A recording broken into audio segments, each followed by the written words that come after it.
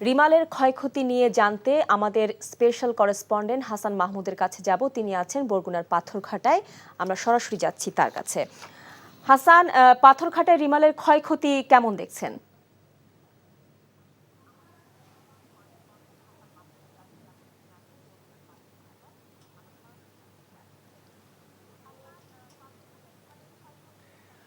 পাথরঘাটা পেরিয়ে বাদুরতলা তারপরে পদ্মা এই এলাকায় আমরা এই মুহূর্তে আছি, যেই জায়গাটিতে আসলে রিমালের দিন সবচেয়ে বেশি ক্ষতিগ্রস্ত হয়েছিল এই অঞ্চলের মানুষ। এবং সবচেয়ে বড় কথা হচ্ছে যে আসলে এইখানে যে ক্ষতির চিহ্ন সেটা আছে, হয়তোবা সেই সময়ের সেই বর্ণনাগুলো আমরা এখানকার মানুষদের কাছে পাচ্ছি।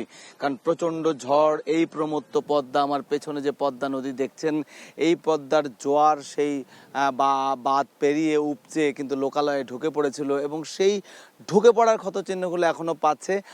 আমরা এখানে আগেই জানিয়েছিলাম যে ফসলি জমির ব্যাপক ক্ষতি হয়েছে, লবণ পানি ঢুকেছে ফসলি জমিতে এবং এই আবাদি জমিগুলো কিন্তু নষ্ট হয়েছে, ধান নষ্ট হয়েছে, শাক সবজি বা অন্য ফসল রবি শস্য যেগুলো রয়েছে সেগুলো নষ্ট হয়েছে। আর এই অঞ্চলের মানুষ যেহেতু একটু সমুদ্রের কাছাকাছি এবং নদী নির্ভরতা রয়েছে, সেইখানে তাদের কিন্তু মৎস্য সম্পদের ব্যাপক ক্ষতি হয়েছে। যারা ঘের করেছিলেন, যাদের পুকুর জলাশয় রয়েছে সেগুলো ক্ষয়ক্ষতি হয়েছে।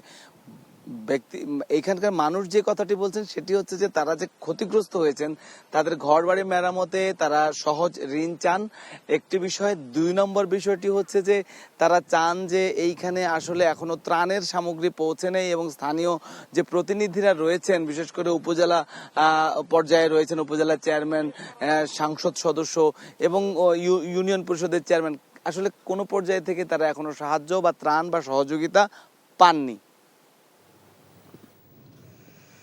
জানছিলাম রিমালের ক্ষয়ক্ষতির খবর।